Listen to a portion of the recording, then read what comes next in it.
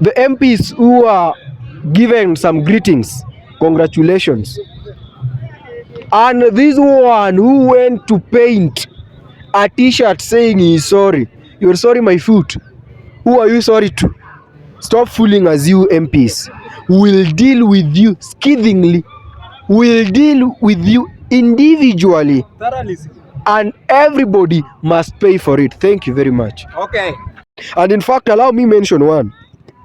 This confused murderer who resigned from KDF, Mr. Didmas Baraza. And you are the person who should be interrogated so much. We should know the reason as to why you left KDF. There must be a reason. There must be a reason for your resignation.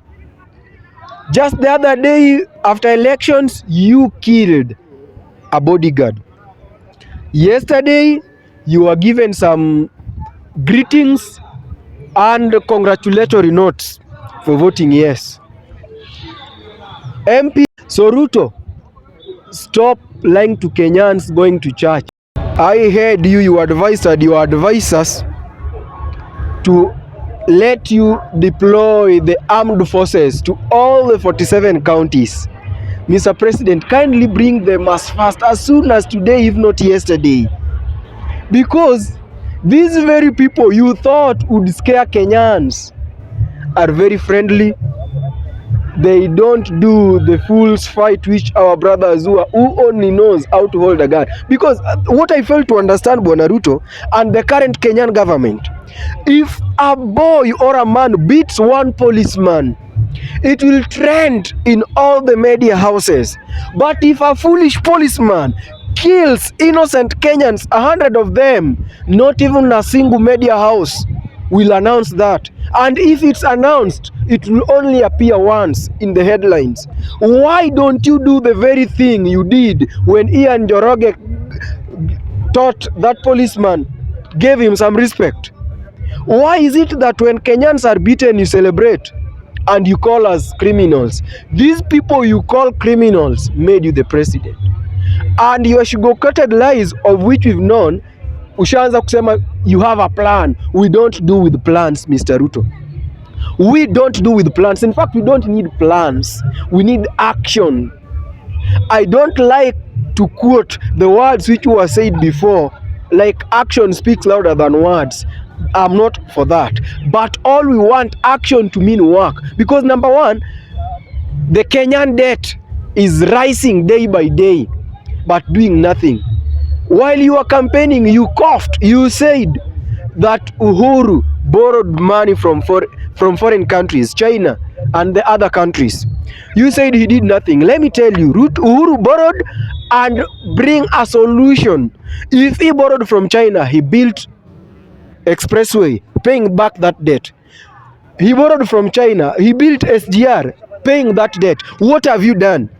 Or do you want to fool us that you borrow money and go to Harambes, helping churches? Churches is not a government institution. In fact, these are businesses.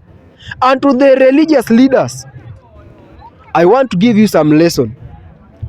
God knows not your position in church. God knows not that you are the founder of that church. God needs a person. And if you feel like you are a founder of the church, now you should walk elsewhere, anywhere, talking to people as a representative. God needs no representative. God needs an individual. Stop fooling us. We know the churches now are businesses. I'm not an antichrist. In fact, the only person I fear most and respect most is God. So nobody can fool me, because I'm also a God student. I know how to read the Bible, and I have personal interpretations. Of late, you pastors interpret these Bibles to suit you, and that's why you are misleading the nation. Yesterday, 96 bishops of IPCA went to the State House. What did they do? Each went out with a brown envelope worth 100,000. Calculate, multiply that by 96. 9.6 M went loose, went missing, did nothing. And you still come out to collect tithe and offering. Stop fooling us. Today, you made Alfred Keter be arrested. Why? Because he told you the truth. You are hyenas in a sheepskin. Why do you fear truth and you say that you're a man of God? God does need liars who fool people. And I want to say this, it's an ultimatum, no begging. No begging, and I repeat, no begging to the government. And in fact, in Kenya, we don't have a government. We have a goon government because it's being led by goons, not leaders. These goons who arrested, in fact, they did not even arrest him. They kidnapped him. Because if you are to be arrested, a policeman or a police officer who comes to arrest should show you the warrant of arrest and should explain with the aid of a well-labeled diagram the reason as to why he or she is arresting you. But here you just come along the way, harass Keter because he is an anti-goon government. The goonism which has caught you president will deal with you. So release Keter before midnight today. If you don't, we'll release him by yourselves. Because even the identities of those fools you sent to go and arrest him, we already know them. We already know them. And as I conclude, Mr. RUTO, as I conclude, Mr. RUTO, as at now the wisdom, the pot of wisdom of GENZs is boiling at a very high temperature that you won't be able to drink from. You will not be able to drink from that pot. Because any goon you send, the identity will know. Any animal you send will know the class, whether it's belong to class Animalia, Mammalia, we don't care, we'll know. Even the goons who killed us, who killed our fellows, we already know them. So RUTO, stop lying to Kenyans going to church. We already know you, you are an hyena in a sheepskin. To Rigiji, I'm sorry, the son of Mau Mau. As at now, it's high time. Mau Mau fought for their sons.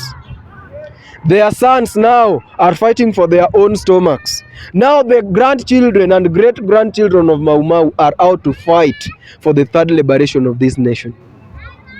We are not going to beg anybody. And I'm very sorry for the harassment. You are pretending that you are with the Wananchi. What has happened to you today? You go to church just to deliver a brown envelope. You are disciplined the way the MPs have been disciplined. And in fact, allow me mention one. This confused murderer who resigned from KDF, Mr. Didmas Baraza. And you are the person who should be interrogated so much. We should know the reason as to why you left KDF. There must be a reason. There must be a reason for your resignation.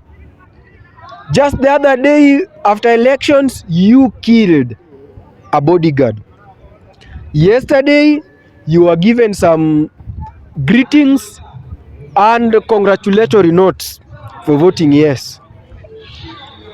The MPs who are given some greetings, congratulations. And this one who went to paint a t-shirt saying he is sorry. You're sorry, my foot. Who are you sorry to? Stop fooling us, you MPs. We'll deal with you scathingly. We'll deal with you individually. And everybody must pay for it. Thank you very much. Okay.